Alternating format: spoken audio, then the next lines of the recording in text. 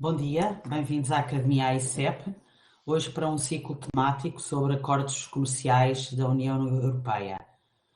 A primeira sessão de hoje faz parte de um ciclo de 5 webinars sobre acordos comerciais da União Europeia, aspectos aduaneiros e fiscais, e é uma oportunidade para todas as empresas ficarem a conhecer os acordos estabelecidos entre a União Europeia e mercados tão diferentes como o Japão, Coreia do Sul, Canadá e México.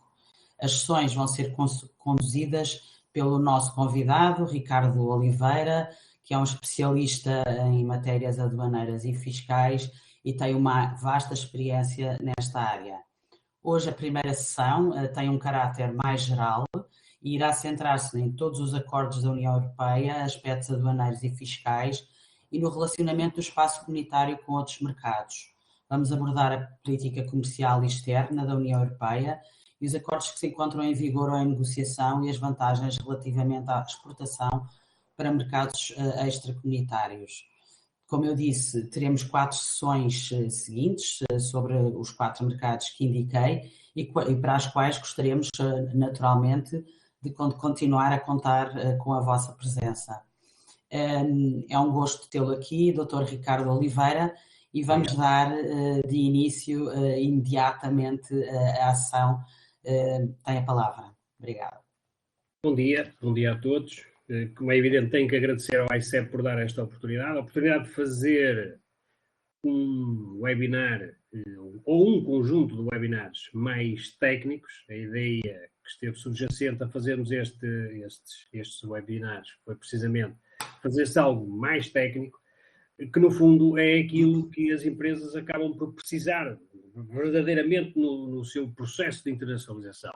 Portanto, é um apoio mais técnico e é isso que se pretende fazer. Mas antes de avançar para os webinars e para aquilo que vamos fazer hoje, se calhar faço uma ligeira apresentação do que faço. Portanto, eu sou profissional desta área há 25 anos, portanto, criei há muitos anos, há mais de 25 anos, uma empresa de consultoria nesta área e a minha família está ligada à parte aduaneira desde o século passado, desde a década de 30 do século passado, portanto estamos quase a fazer 100 anos de família ligada a estes aspectos aduaneiros e tem sido sempre esse o objetivo que me tem movido, que é precisamente pôr estes temas mais técnicos de aspecto tributário, nomeadamente aduaneiro, em cima da mesa, porque infelizmente as empresas nem sempre estão, portanto, sintonizadas para este tema. Aliás, não é só um problema das próprias empresas, a própria sociedade em si também pensa, muita dela, que as alfândegas até já nem existem, e inclusive isto resulta precisamente por causa de termos entrado para o mercado único e criou-se um pouco esta ideia. Factos mais recentes, como o Brexit, por exemplo, vieram trazer a nu, precisamente, esta situação de que não é verdade. E, portanto, mesmo o ensino superior também pouco ou nada aborda isto. Eu ando aqui com alguns colegas, seremos talvez meia dúzia os que trazemos estes temas para a faculdade e isto tem sido um bocado problemático e, portanto, também há alguma falta de oferta para as empresas deste tipo de formações. E, portanto, agradecer, evidentemente, o AICEP de ter disponibilizado para pôr estes assuntos mais técnicos, digamos, na ordem do dia, e é isso que iremos fazer. E agora, voltando aqui aos webinars, este webinar de hoje será mais de um ponto de vista técnico geral, para podermos perceber o que é que nós temos, deste ponto de vista fiscal e aduaneiro, que analisar no âmbito desta questão dos acordos comerciais. E depois, cada um dos 4 outros webinars que iremos fazer, iremos analisar cada um desses mercados, no fundo, na aplicação das matérias que hoje falaremos e verificaremos nesses 4 outros webinars questões específicas desses mercados, nomeadamente as suas regras e os principais produtos que se transacionam. Portanto, é, no fundo, para dar uma visão muito mais prática. Acho que acaba por ser isso que interessa. Aliás, há quem ache, e eu sou dos que acha isso mesmo, que não há uma ligação muito estreita entre as faculdades nestes aspectos mais técnicos e depois as empresas. E depois isso gera que as empresas talvez não sejam tão competitivas e essa deve ser a nossa luta. Por falar nesta questão da luta, esta tem sido efetivamente a minha luta, trazer estes temas, por isso tenho, além da empresa, tenho escrito artigos em diferentes órgãos de comunicação social, alguns mais técnicos do que outros. Tenho estas formações, também que já ministro há bastante tempo, cadeiras que leciono também na faculdade e fui eu próprio que as criei, e também criei mais recentemente o primeiro canal YouTube português que trata destas matérias técnicas aduaneiras. Portanto, é um canal que faz tipos de conteúdos, tipo webinars como estes, não nesta forma, e também de programas tipo documentário. Pronto. Portanto, esta tem sido a luta e acho que é o que as empresas precisam, porque efetivamente não tenhamos ilusões, a solução para a economia portuguesa passa pela internacionalização. Portanto, este trabalho de apoio à internacionalização que o ICEP sempre tem feito é de facto importante e, mais uma vez, quero agradecer esta oportunidade e espero que continuem a fazer o bom trabalho que têm feito e nós, profissionais desta área de comércio internacional, devemos dar o nosso contributo com as coisas mais técnicas que às vezes podem, no ICEP, não ser abordadas. Ora bem, então, começando com este primeiro webinar. Portanto, este primeiro webinar, como o próprio nome indica, vamos falar de toda esta sequência de webinars, vai falar sobre os acordos comerciais da União Europeia. Neste, vamos nos focar sobre aspectos mais técnicos, ok? Portanto, a lógica aqui é ficar com uma primeira ideia daquilo que serão os itens, os alertas que devemos ter sempre em conta e depois, à medida que vamos explorar um mercado ou outro, no fundo, adotar estes alertas que hoje vamos falar. Ok? Nós só mesmo para indicar aos presentes, portanto, iremos ter, eu irei desenvolver toda esta matéria durante esta hora e depois a doutora Maria João fará depois a moderação de perguntas que podem ser colocadas no chat, ok? Ora bem, portanto, avançando.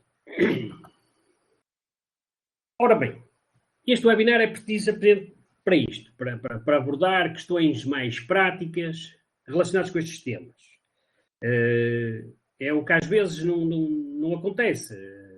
É como eu digo, não é um tema que seja muito valorizado, infelizmente.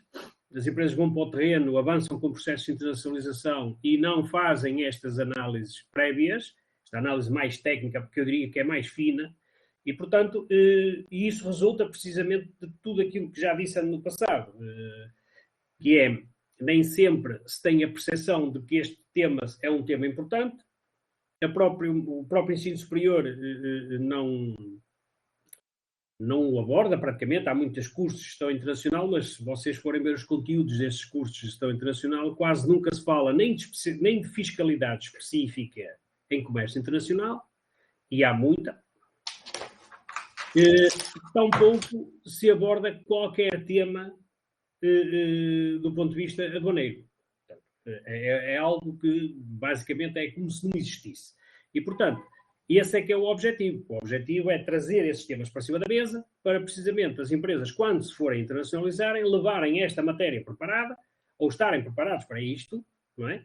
E portanto, poderem usufruir dos benefícios. É como eu coloco essa questão aí, como poderemos tirar partido das vantagens existentes nos acordos comerciais do web. Portanto, existe uma negociação dos acordos comerciais e nós, para podermos tirar partido disso, teremos que previamente fazer eu denomino um trabalho de casa. Portanto, é isto, no fundo, um trabalho de casa que poderemos fazer e, portanto, para obtermos esse objetivo final, que é, então, sermos mais competitivos na internacionalização e, portanto, fazer desenvolver as nossas empresas e a nossa economia.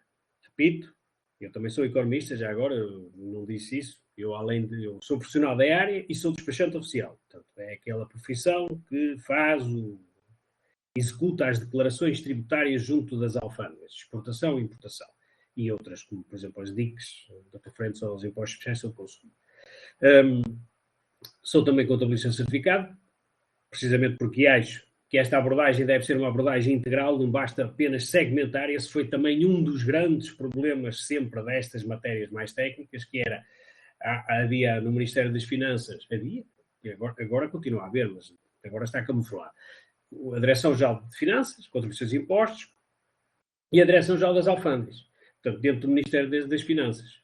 Agora, com a AT, está tudo dentro do mesmo chapéu. No entanto, continuam todos costas voltadas, o que é uma chatice, vou dizer assim, porque a empresa não tem departamento de estanque, a empresa é junto, e, portanto, isto tem que ser analisado de forma conjunta. Por isso, eu, despachante, contabilista, e também sou economista, e, portanto, tenho a certeza, como economista, de que a solução para a nossa economia passa por uma melhor internacionalização, e para isso as empresas têm que estar preparadas para este combate, e preparadas desta forma, julgo eu, isto é a minha convicção.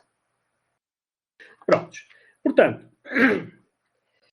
eu escolhi aqui 5 temas, 5 títulos, que serão os 5 títulos que, passando por cada um deles, com os seus tópicos, com os seus aspectos a ter em conta, nos possibilitam ficar, digamos, com esta matéria aduaneira e fiscal tratada, para poder depois analisar um determinado mercado e, portanto, aí só depois ir ver especificamente o que é que esse mercado pode ter neste aspecto que nos possa dar vantagem para nós nos internacionalizarmos junto desse mercado. E, portanto, esse é o foco. E eu escolhi estes 5 títulos. A questão do direito aduaneiro, os mercados, as mercadorias, a exportação, os estatutos e regimes. Portanto, isto são tudo aspectos específicos nesta lógica dos acordos comerciais, porque esta matéria teria muito mais para falar, mas também não seria numa hora que falaríamos nisto, teríamos que falar em várias sessões, mas estes são os 5 títulos que nos podem dar um enquadramento para aproveitar os acordos comerciais. E esse foi o objetivo que eu lancei, o desafio que eu lancei aqui ao AICEP, e que felizmente foi aceito, e mais uma vez, que agradeço. Portanto, começando só por apresentar estes tópicos, antes de avançar para eles, esta parte do direito aduaneiro permite explicar a estrutura e as implicações desse direito aduaneiro, porque nós não tenhamos ilusões, o direito aduaneiro é direito tributário, e é por isso que eu, como é que eu posso dizer isto sem ser, digamos, forte nisto? Não compreendo como é que qualquer curso de gestão, por exemplo, tenha cursos ou por outra, disciplinas de IRS, IRC e IVA, e eu estou à vontade, também lecionei essas matérias na faculdade, também fui professor de fiscalidade, portanto, porque é que seleciona este tipo de matérias, que é uma matéria tributária, e depois a parte do direito aduaneiro, que é uma matéria tributária igualmente, e qualquer empresa que esteja na internacionalização acaba por aplicar o direito aduaneiro, não há na faculdade ninguém que fale de direito aduaneiro. Portanto, faz-se um curso de gestão, fala-se do IRS, fala-se do IRC, e depois não se fala da parte aduaneira. Portanto, é a mesma empresa que vai para um processo de internacionalização para um mercado terceiro, não é? Um mercado externo, e mesmo não sendo mercado externo, há matérias aduaneiras que são aplicáveis mesmo no mercado intracomunitário. Mas, e depois, os quadros não sabem o que é isto do direito aduaneiro. Portanto, eu faço aqui uma breve introdução ao que é o direito aduaneiro, porque é importante percebermos qual é a mecânica que está aqui associada. Porque essa mecânica é que depois desemboca em tudo o resto, segue para a frente. Ora bem, depois temos os mercados. Mais uma vez, precisamente por causa das alterações do direito aduaneiro, os operadores económicos portugueses passaram a ter uma determinada estrutura específica de tipologias de mercado. Portanto, nós precisamos de perceber quais são esses diferentes tipos de mercado. Sendo que aqui, como é evidente, o foco vai estar num tipo, é lógico, mas a seguir explicarei. Mas convém percebermos esta questão dos diferentes tipos de mercados. Aliás, numa das formações que costumo fazer, já faço há muitos anos, este eu diria que é o ponto de partida. Quando alguém quer estar no comércio internacional, uma das primeiras coisas que tem que perceber é precisamente a tipologia dos mercados, que é para poder perceber que regras é que vou aplicar. Ou A ou B. E, portanto, diria eu, o ponto de partida. Depois temos a questão das mercadorias. Peça fundamental, transversal a todo o mundo, aplicável em todo o comércio internacional, seja, no nosso caso, no nosso mercado intracomunitário ou não, e que permite explorar todo o mundo. Aliás, eu lembro, no canal fizemos um evento sobre o Brexit, fizemos um seminário sobre o Brexit, e nesse seminário sobre o Brexit, uma das pessoas convidadas dizia que o mundo está mapeado, e aí está mapeado mesmo. Está mesmo mapeado. E para estar mapeado, está mapeado pela classificação das mercadorias. Portanto, quem conseguir ter a classificação das mercadorias devidamente direita, consegue mapear o mundo todo. Aliás, não conseguirá fazer nada de jeito, muito dificilmente, se, mesmo nesta, e principalmente neste aspecto dos acordos comerciais, se não tiver esta matéria das mercadorias, da classificação das mercadorias, devidamente portanto, interiorizado e trabalhado internamente. Aliás, este sim, eu a este chamo sempre trabalho de casa. Qualquer pessoa que se queira internacionalizar, o primeiro trabalho de casa é as mercadorias. Pronto. Temos a questão da exportação, porque a lógica destes webinars é precisamente essa, é nós nos prepararmos para internacionalizar por via da exportação e, portanto, aproveitando as vantagens que os acordos comerciais nos dão e, portanto, ora, isto só se faz por via da exportação e, portanto, temos que perceber como é que é esta coisa da exportação, quais são os itens que nós devemos ter em conta, precisamente para não dar problemas do ponto de vista aduaneiro nem fiscal, que é a lógica, não é? Repito, isto também tem que ser visto de uma forma conjunta, não podemos estar só preocupados com o aspecto aduaneiro e depois esquecer o aspecto tributário, ou aquilo que se considera o aspecto tributário normal, não é? Neste caso, será o IVA, o principal foco. E, portanto, acho importante perceber-se este enquadramento da questão da exportação e, por isso, ter abordado aqui. E depois, para finalizar, a questão dos estatutos e dos regimes, que, no fundo, são as regras que permitem aplicar as tais vantagens que existem e que estão escritas nos acordos comerciais. E, portanto, eu, para executar isso, tenho que perceber que isso está lá escrito, mas, previamente, tenho que perceber que instrumentos tenho eu na mão, e depois os estatutos e o regime específico que iremos falar, são as vantagens que eu tenho na mão para executar estas vantagens existentes nos acordos comerciais. E, portanto, eu tenho que os conhecer para depois perceber que, quando estiver a analisar um mercado, quando estiver a analisar um determinado acordo comercial, isso vai lá estar, porque é por aqui que se faz a execução da respectiva vantagem e, portanto, eu, à partida, sei como irei executar essa mesma vantagem. Então, avançando, com estes nossos 5 temas, não é? Falemos então do primeiro. Ora bem, há uma coisa que é fundamental percebermos, que é esta questão da legislação aduaneira comunitária.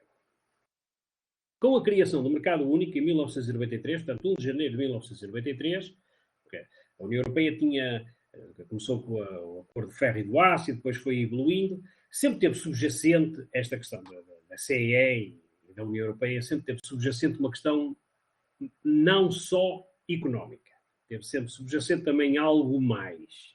Ok? Algo mais. Acho que convém que as pessoas, apesar de eu não ser um estudioso de direito comunitário, não sou um profissional, não sou um académico, não tenho essa disponibilidade para andar a estudar o direito comunitário como os académicos têm, mas o facto é que o direito comunitário e, portanto, os princípios que estavam subjacentes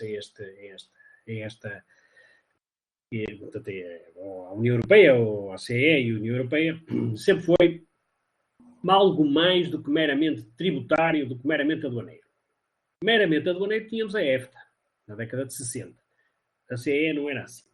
E, portanto, este passo de criar um mercado, portanto, criar o mercado único, não é?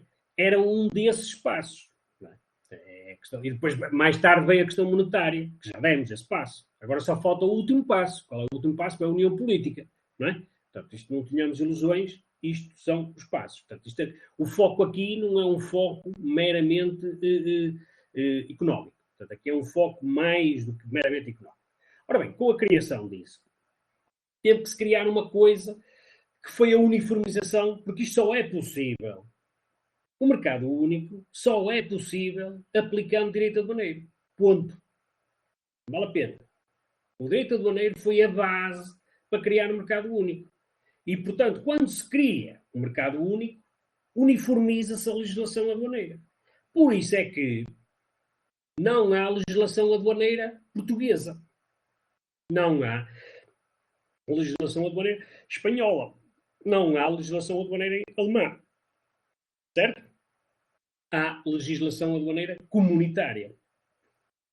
Inicialmente tivemos aí o CAC, Código Aduaneiro Comunitário, e o DACAC, que era, no fundo, um regulamento que especificava coisas do CAC, sendo o CAC o Código Aduaneiro para todo o mundo, para toda a União Europeia, e depois o DACAC era um regulamento para especificidades.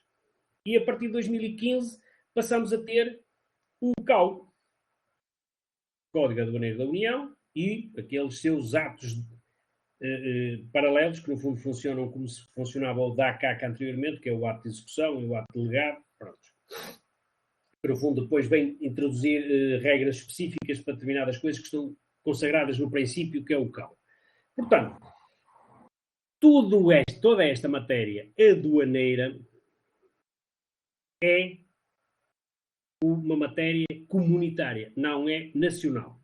Portanto, a partir deste momento, os países perderam, todos os países, à data, atualmente são 27, não têm autonomia nenhuma na matéria aduaneira. Portanto, isto é bom que se perceba, porque depois vai desembocar em tudo o resto. Okay?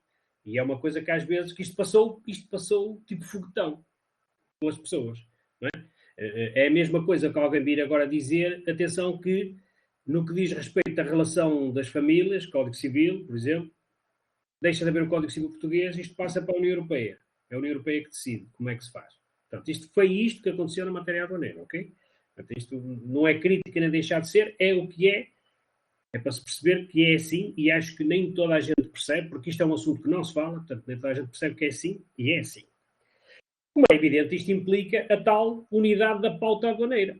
Portanto, a PAC, pauta aduaneira comum, é uma pauta aduaneira definida para a Europa, neste caso, no sentido inverso, não é? Nas importações de mercadorias para o espaço da União Europeia.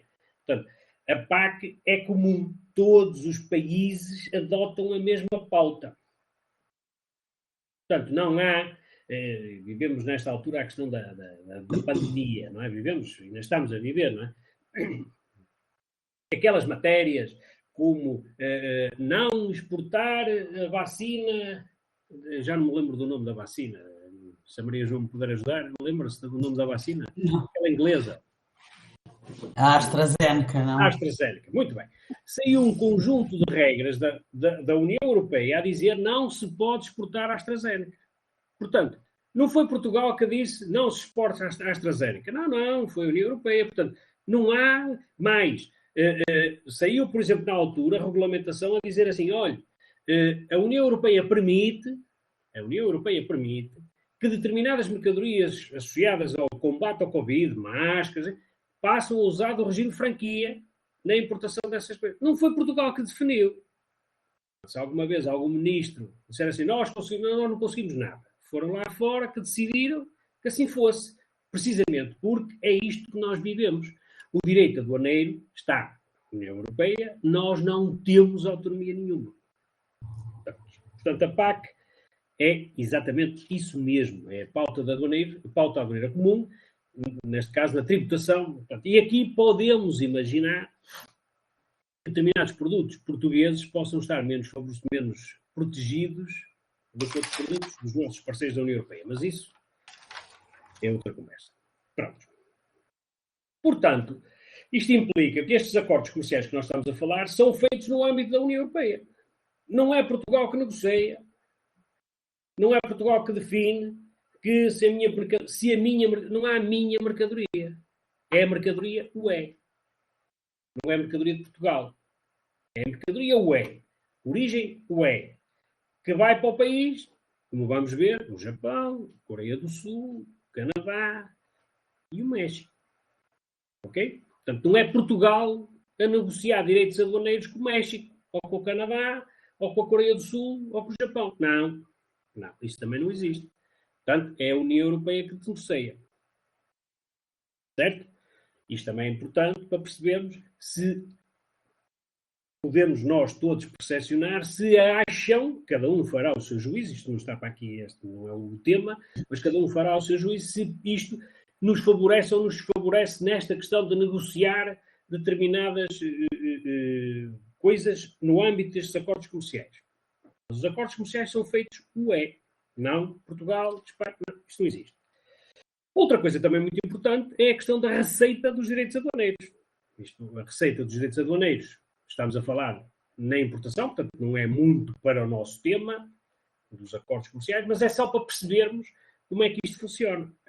Portanto, nós temos, mas mercadorias quando são importadas, quem cobra os direitos aduaneiros é a União Europeia. É a fonte de receita própria da União Europeia. Okay? Se a mercadoria for desalfandegada em Portugal, pois muito bem, Portugal recebe uma consignação dos direitos aduaneiros. Consignação. Os direitos aduaneiros não são de Portugal. Até porque o material aduaneiro não é de Portugal. E, portanto, isto já agora, se os presentes tiverem presente a questão do IVA das importações, o IVA das importações gravita à volta disto. Porquê? Porque, precisamente, foi uma forma que o Estado português conseguiu, e bem, mais tarde, de conseguir tentar desviar tráfico que estava a ser feito noutros lados, noutros países da União Europeia, para Portugal poder, dessa forma, ir buscar receita tributária por via da consignação dos direitos aduaneiros. Mas pronto, isto não é muito para o nosso tema 2, mas é só para percebermos o enquadramento disto do direito aduaneiro. E, portanto, esta PAC, a pauta aduaneira comum, é definida na Comissão.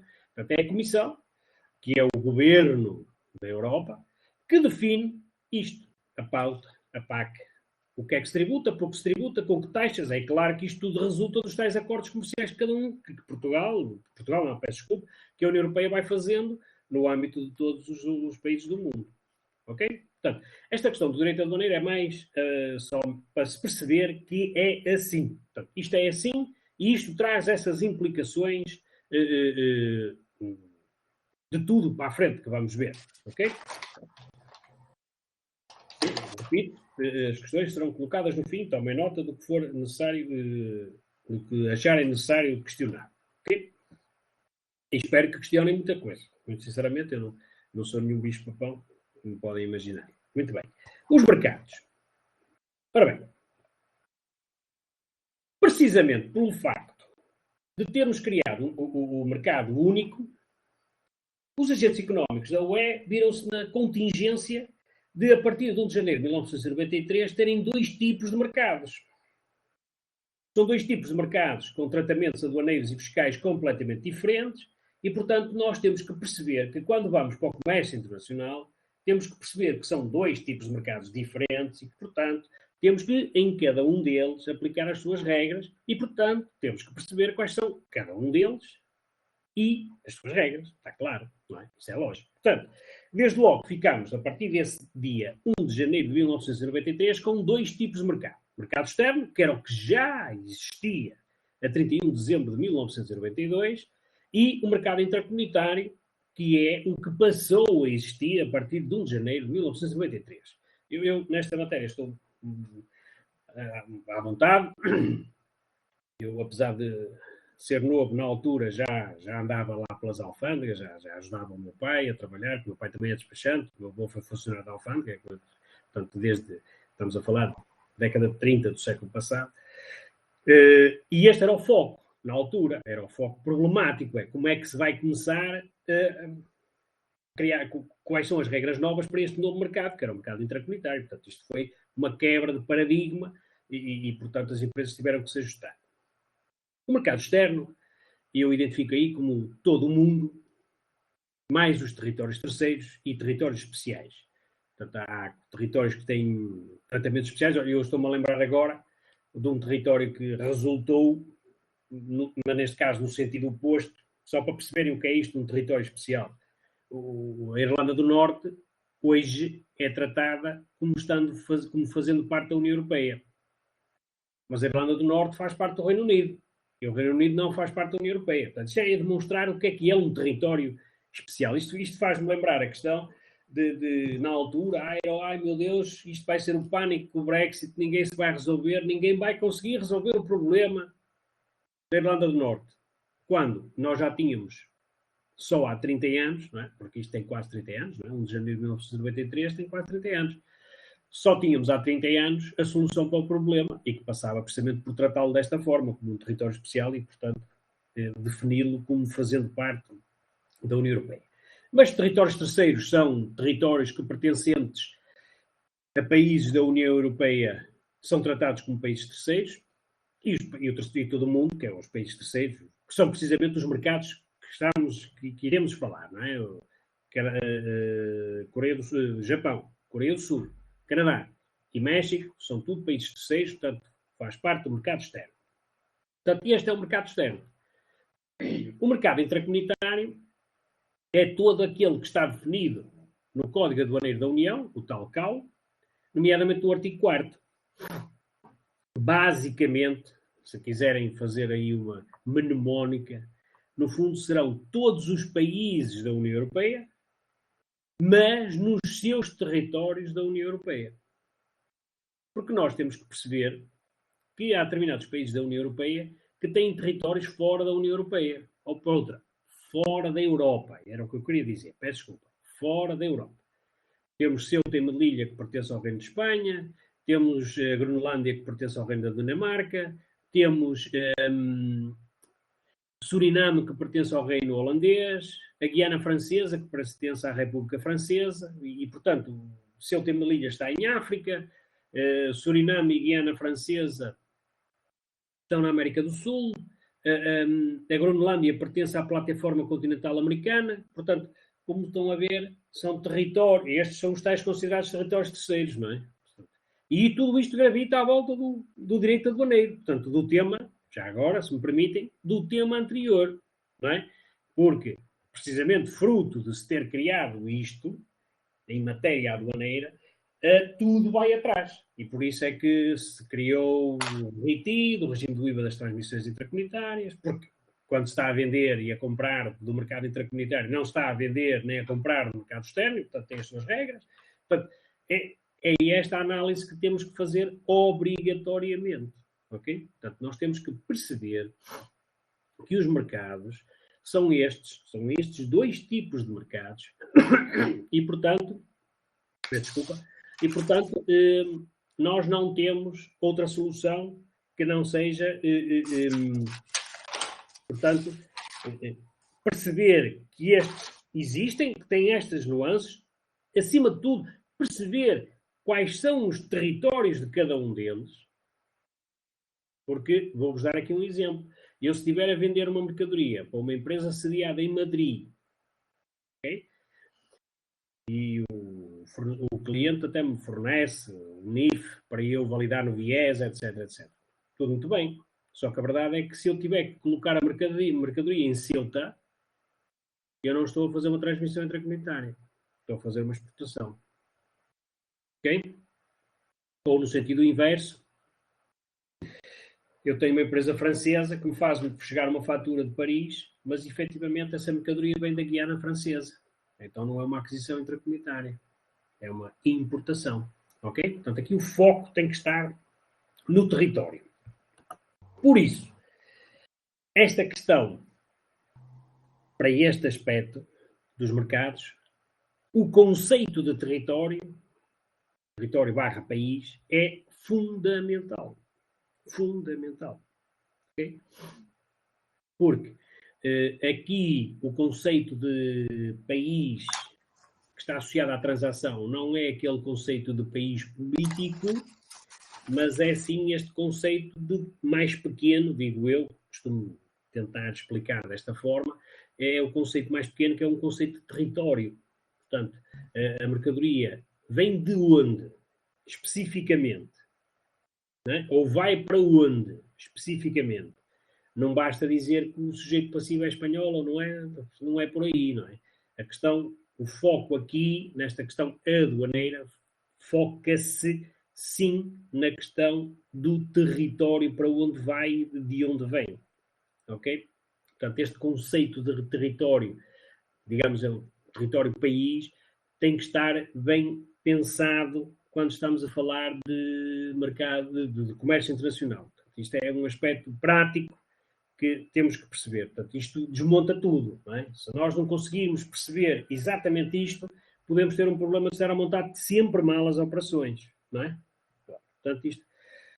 A questão do território aduaneiro, claro, é simples. Eu, se tiver uma noção exata de qual é o território aduaneiro da União, o tal artigo 4º do CAU, eu posso perceber que tudo aquilo que não está ali tem que ser tratado pelo mercado externo. Também pode ser uma forma mais simples de, de tratar estas operações.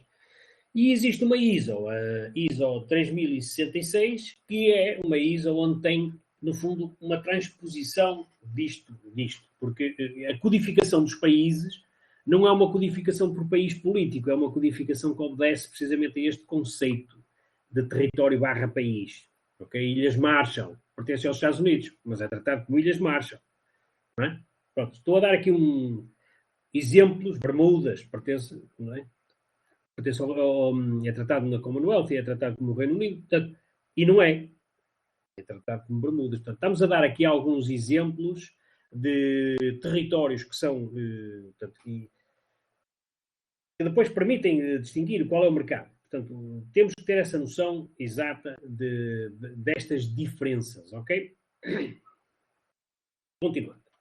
A seguir, avançaremos para aquilo que julgo que se é, eu diria, esta é a minha versão, a minha interpretação, aquilo que é o mais importante, que é a questão das mercadorias. Porquê é que eu considero o mais importante? Desde logo porque as mercadorias têm a tal... A classificação das mercadorias obedece a este sistema harmonizado, a nomenclatura combinada a 8 dígitos, NC8. Há muita coisa, há muito nome que se lhe dá, HS Code, pronto, é uma quantidade enorme de nomes, é o sistema harmonizado, é a nomenclatura combinada. Ponto. Isto permite mapear o mundo, ok? Precisamente porque é universalmente aceito e é emanado da Organização Mundial das Alfândegas. Está aí, OMA, Organização Mundial das Alfândegas. A Organização Mundial das Alfândegas, no âmbito dos seus trabalhos, fez a concepção deste sistema. No fundo, os aspectos, os técnicos das alfândegas dos diferentes países conceberam este sistema. Este sistema é o que quem está no comércio internacional usa este sistema. Ponto. Não vale a pena estarmos aqui com conversa que toda a gente usa este sistema. Pronto, isto é um sistema com 21 secções, 99 capítulos e respectivos subcapítulos. Depois temos que ter aqui, eu coloquei estas notas, porque as secções estão organizadas por grupos de produtos, ok? E depois os capítulos estão organizados por tipos de produtos. E essa organização dos tipos de produtos é feita dos de menor incorporação humana para maior incorporação humana. Portanto, isto para se perceber como é que eu vou buscar a classificação do meu produto. Portanto, isto obedece desta forma. E depois tem regras de interpretação, regras gerais de interpretação da nomenclatura combinada. Ora bem, isto é importantíssimo porque, só um bocadinho, porque precisamente essas regras são as regras que definem, afinal, como é que eu vou classificar a minha mercadoria. Ok? Portanto, eu tenho que perceber como é que classifico a minha mercadoria. E essas regras gerais de interpretação da nomenclatura, que são regras específicas, vão-me dizer que, quando há conjugações de matérias, como é que eu devo dar primazia a uma matéria sobre a outra, como é que,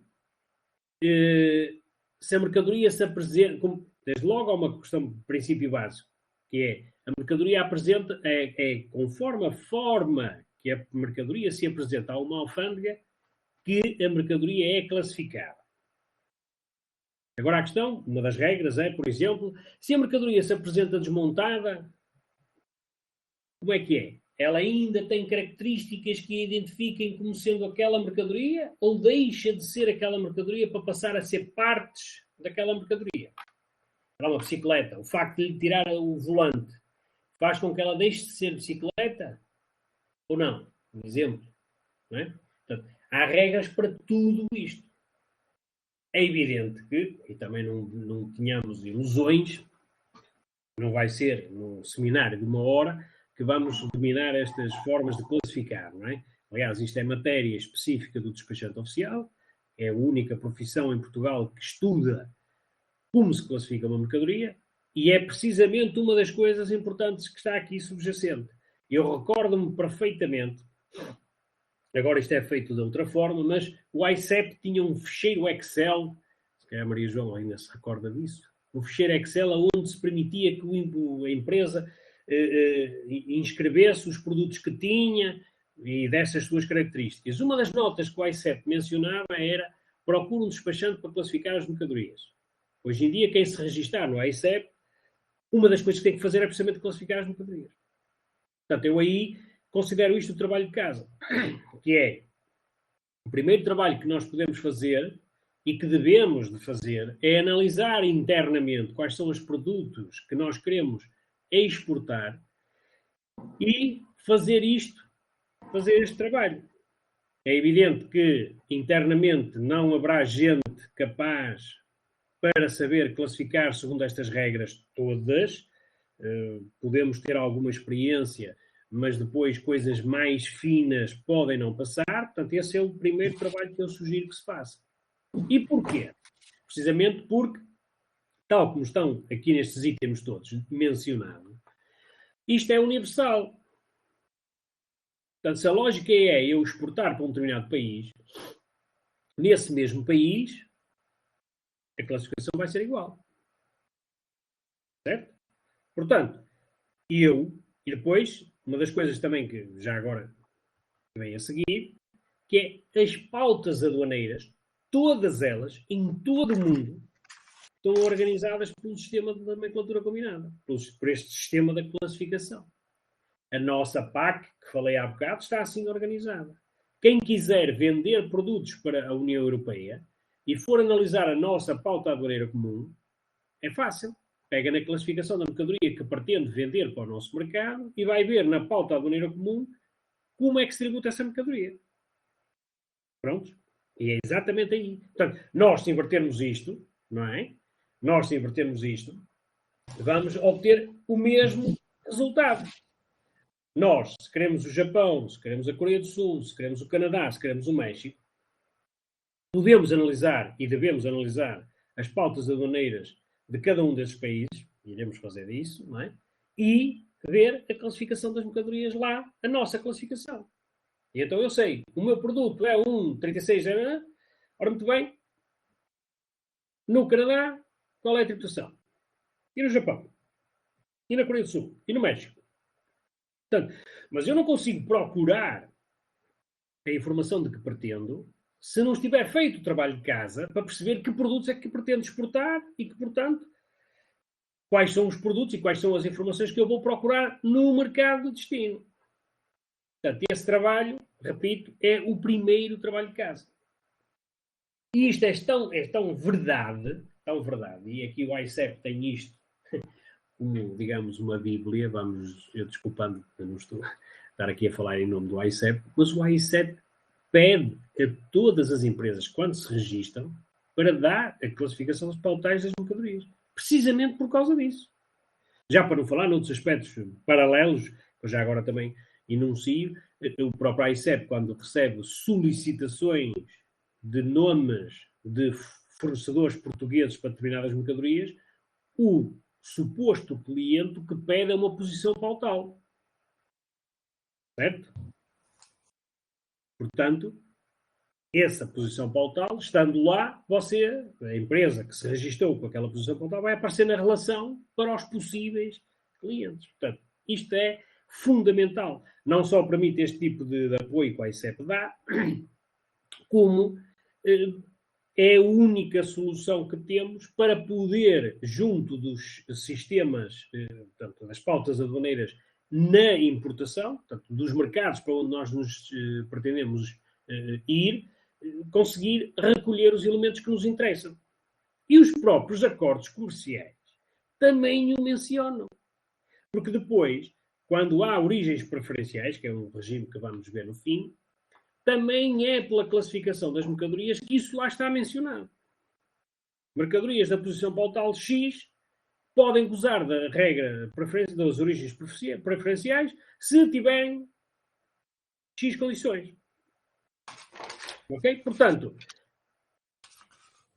se não fizermos este trabalho de casa, é certo sabido de que dificilmente poderemos extrair a informação que necessitamos. E isto é mesmo um trabalho de casa, minha gente. É mesmo um trabalho de casa, porque reparem,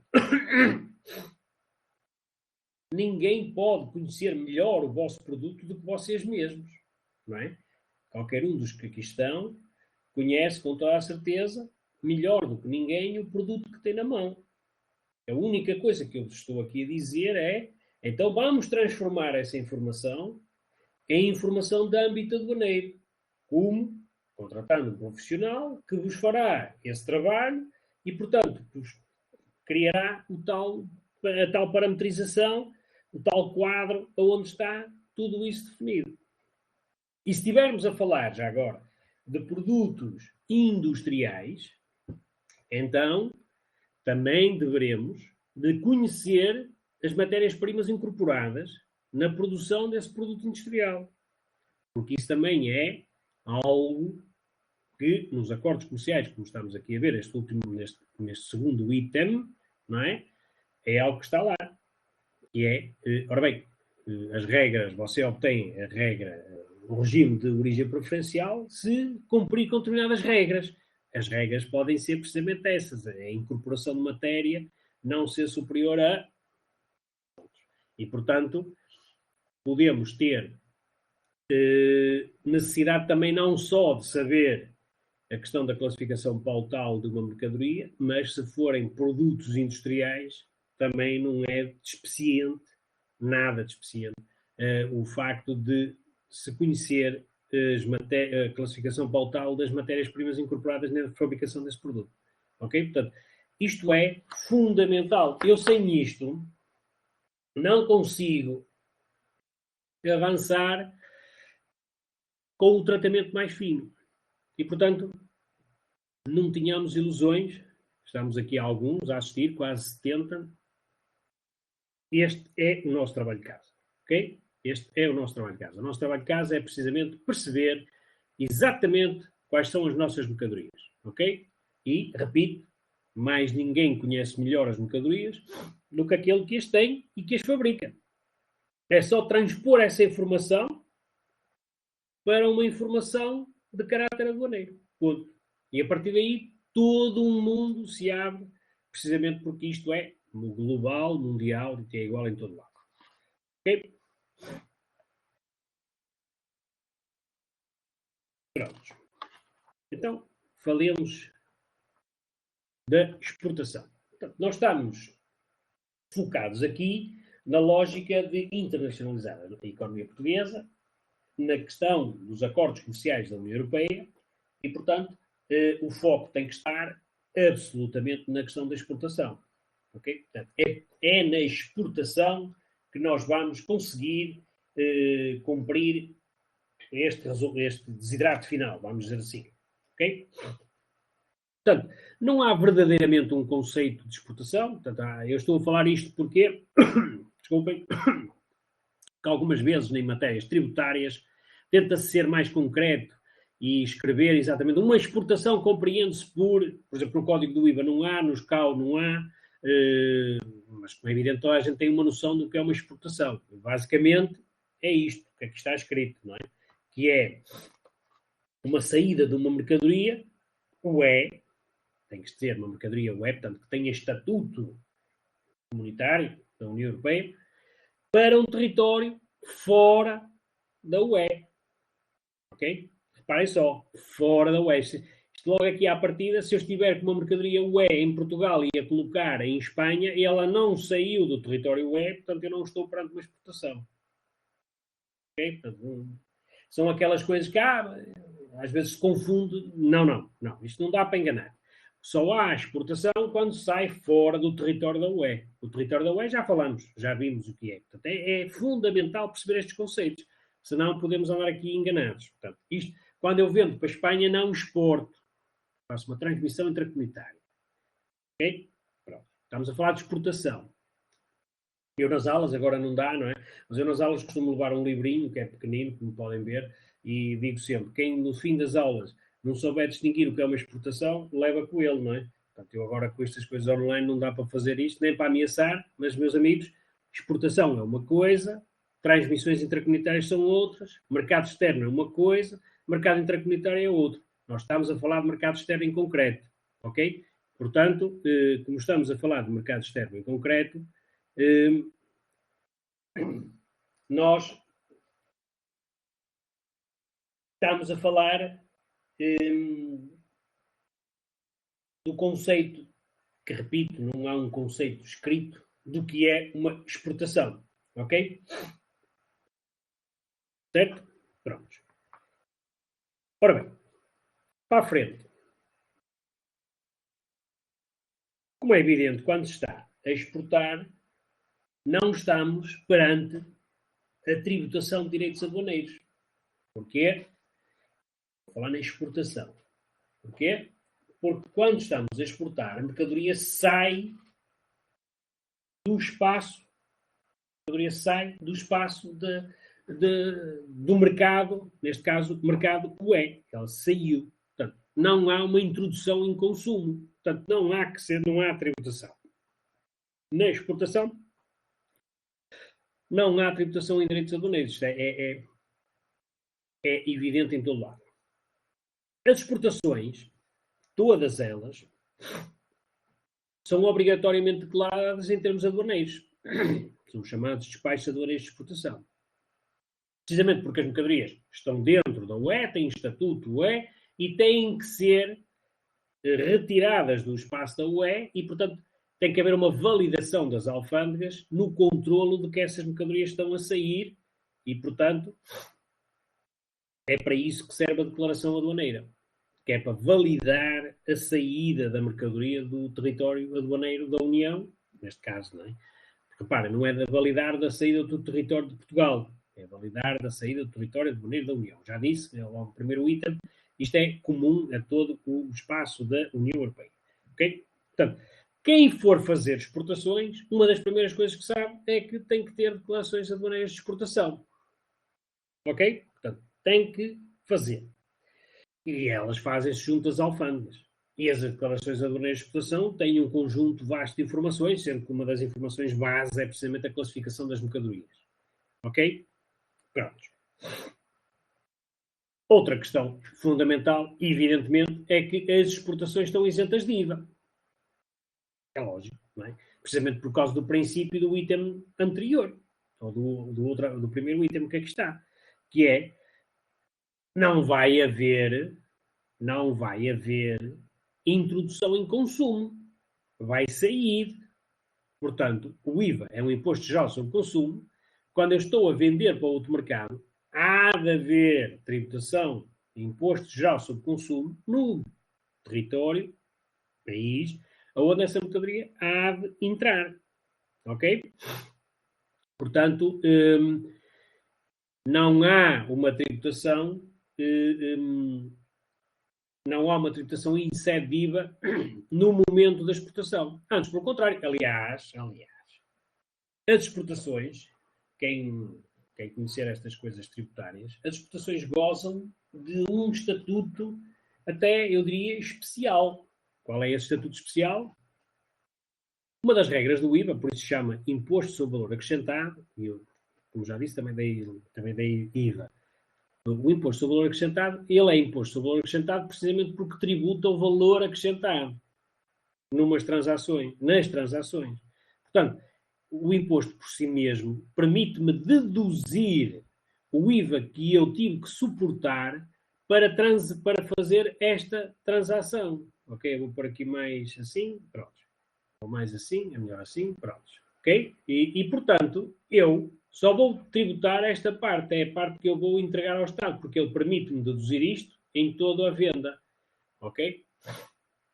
Por isso é que ele é imposto sobre valor acrescentado.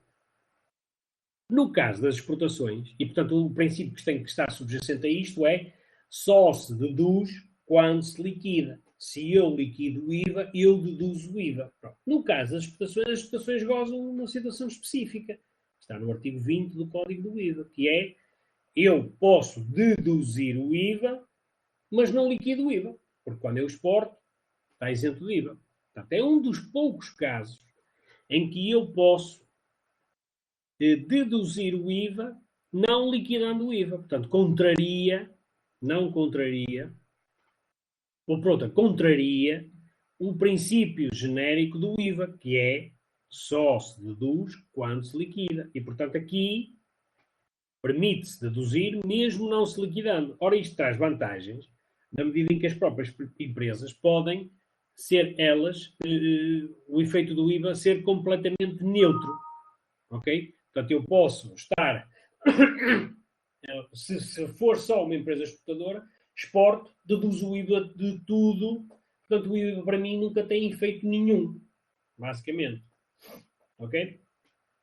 Isto é um exemplo de como esta questão do IVA também é importante de perceber, porque quem apostar em exportar como negócio base pode ter esta vantagem competitiva de poder ir buscar o IVA todo.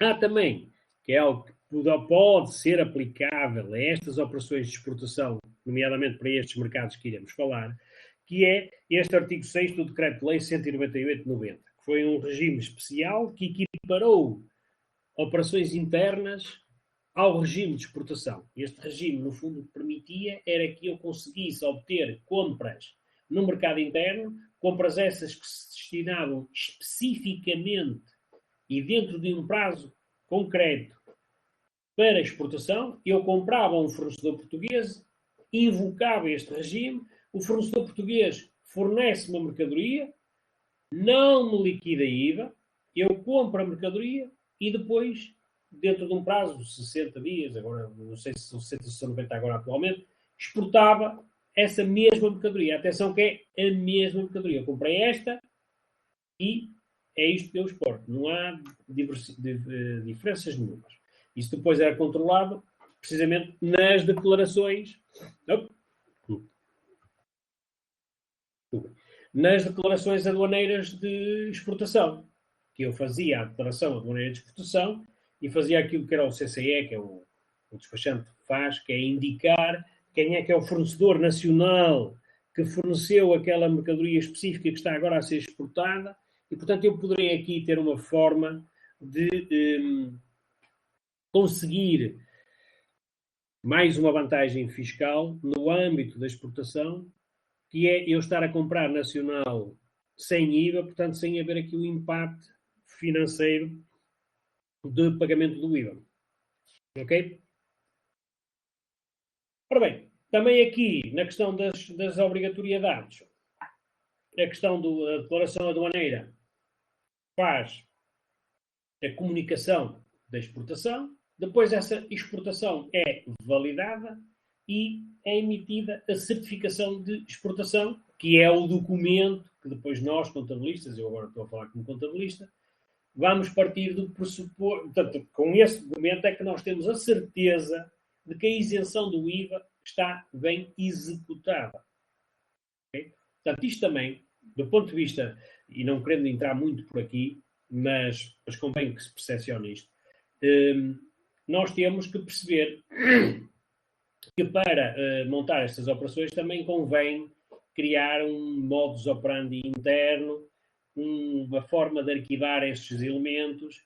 Isto nem sempre era possível obter, havia muita gente que infelizmente trabalhava nesta área, que não despachantes, que não facultavam as certificações de exportação, que não facultavam as declarações de exportação. Era uma prática comum má.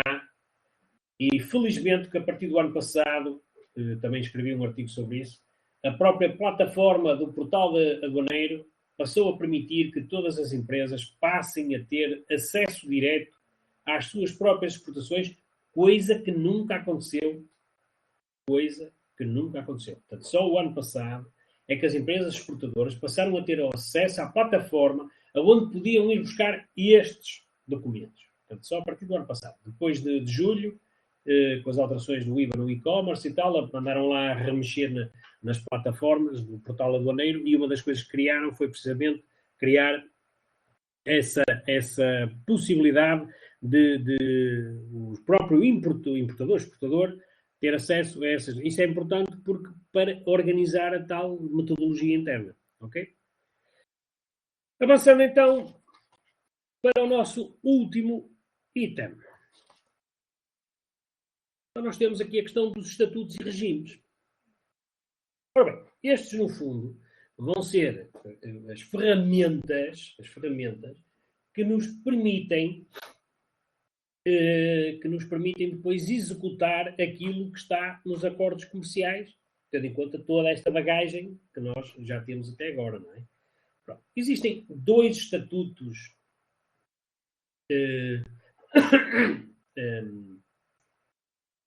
para estas questões das exportações, que é o exportador autorizado e o exportador registado.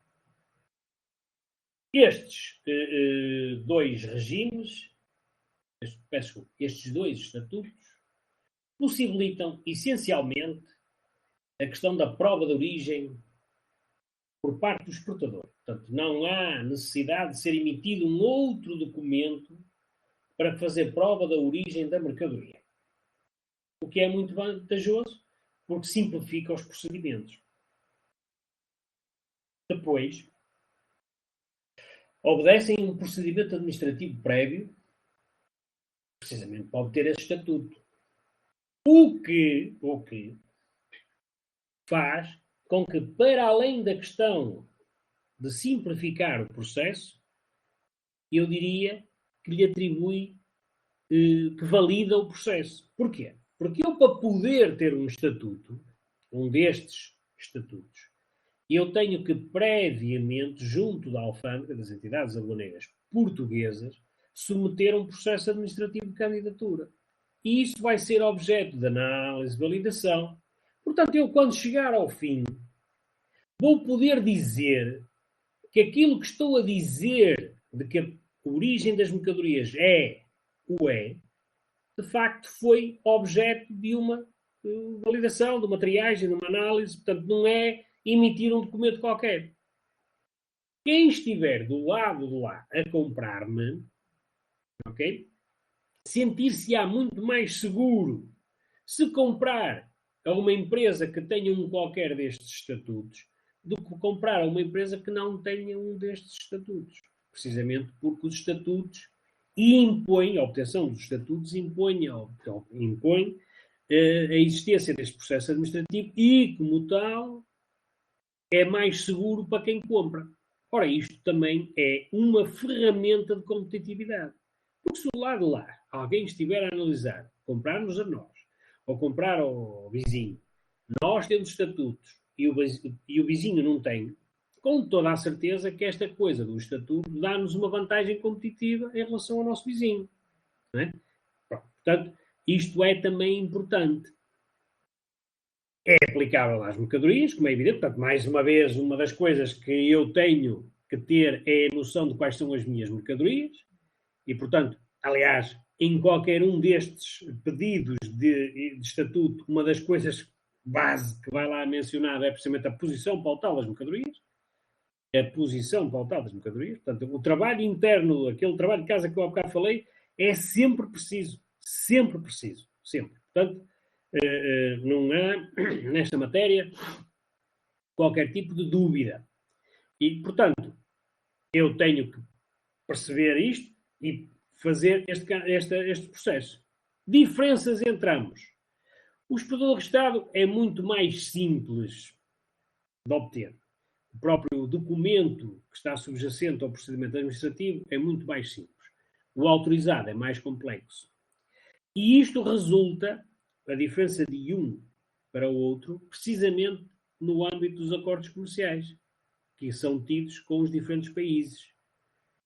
Grosso modo, se quiserem entender assim, isto para funcionar tipo mnemónica, qualquer mercado que esteja definido no âmbito dos acordos comerciais que o documento base de prova de origem é o Euro 1, que é um documento de origem, então nós para esses mercados só temos uma solução: obter o estatuto de exportador autorizado.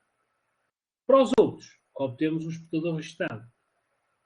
Ok? Portanto, aqui vai depender do que estiver acordado. Mais uma vez, temos que ter a tal noção da mercadoria, temos que ter a tal noção dos mercados. São todas essas noções que falámos anteriormente e que, se não as tivermos, não avançamos daqui também. Ok? Pronto. Como disse, a obtenção do exportador autorizado é mais complexo. Por exemplo, se for produtos de fabrico, porque tem que ser, senão não dá. Temos que perceber qual é a incorporação de matérias-primas, qual é a tal relação das matérias-primas incorporadas. Portanto, todo aquele trabalho que vos disse há bocado nas mercadorias, isto é sempre preciso, seja para interno, seja para depois, por exemplo, este caso. Eu, se me quiser meter numa destas situações, se já tiver isso analisado, é simples, é só preencher campos e quadrículas e etc. Se eu não tiver, tenho que fazer todo esse trabalho de recolha. Pronto, é basicamente isto. Ok? Ora bem, depois, quanto a regimes, e eu pus aqui aplicáveis, porque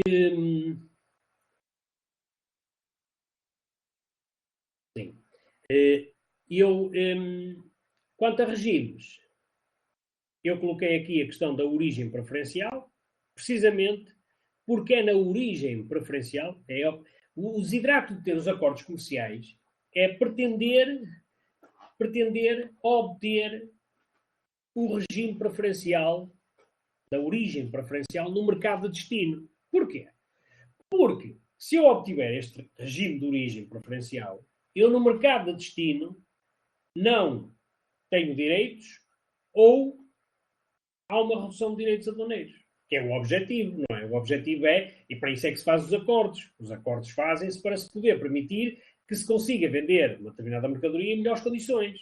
Portanto, os blocos económicos, não é? Neste caso a União Europeia, quando negocia com os países, Canadá, México, Coreia do Sul, Japão, vai no sentido de potenciar as relações entre o bloco económico da União Europeia e estes países. E, portanto, a ideia é, então, tu vendes-me produtos com origem X, fazes prova dessa origem, vais obter o regime preferencial de origem, não é? E, portanto, redução de direitos ou inexistência de direitos. Pronto. Uma questão muito importante é, efetivamente, a questão de origem-procedência. Ok? Origem são regras aduaneiras para determinar se a mercadoria é originária daquele mercado ou não. Procedência é de onde é que ela vem. Eu posso estar a vender mercadorias para o Canadá, mas se não são, que podem ser mercadorias de origem China, por exemplo. Atenção que estamos a falar de origem, não estamos a falar de procedência. Portanto, esta análise, mais uma vez, a tal análise da mercadoria, é muito importante porque o que está aqui subjacente aos acordos comerciais é origem, não é procedência. Ok? Pronto. E temos aí regras de origem. Mudança de posição pautal, regras de transformação, o complemento de fabrico, regra de valor acrescentado, regra da acumulação, a acumulação de posições. Portanto, o que é que eu estou a querer dizer? São as diferentes regras, são as diferentes regras aduaneiras, que por si só posso-vos dizer que dava um curso, regras de origem davam um curso, as regras, como é que se obtém as origens, só essas davam um curso. Portanto, há diferentes regras. Mais uma vez, o ideal será, quando estiver a analisar o produto, depois, quando estiver a analisar o mercado em concreto, tem que se perceber em concreto, especificamente, qual é a regra que está lá mencionada, que específica para aquele produto em si, para aquele mercado em si. Portanto, nós temos que perceber que isto existe, que não é linear, igual para todos. Não, não é. E, portanto, temos que perceber que há estas diferentes formas de se obter a regra da origem. E depois, há aqui os documentos de origem, os tais certificados 01, os certificados Forma A, declaração de origem na fatura, também é algo que é aceite, que é isto, precisamente, em mercadorias abaixo de 6.000 euros, o próprio produtor pode dizer que atestar que a mercadoria tem origem UE. Atenção, que ele atesta, ok? Mas ele tem que conhecer quais são as regras, que é o item anterior, porque atestar só vale o que vale, não é? Porque isto depois, qual é o problema disto? Pode criar depois problemas no importador, porque pode-se contestar, não é verdade. É por aí que é a vantagem competitiva de que, se tiver obtido um estatuto, já não é passível desse tipo de análise, ok?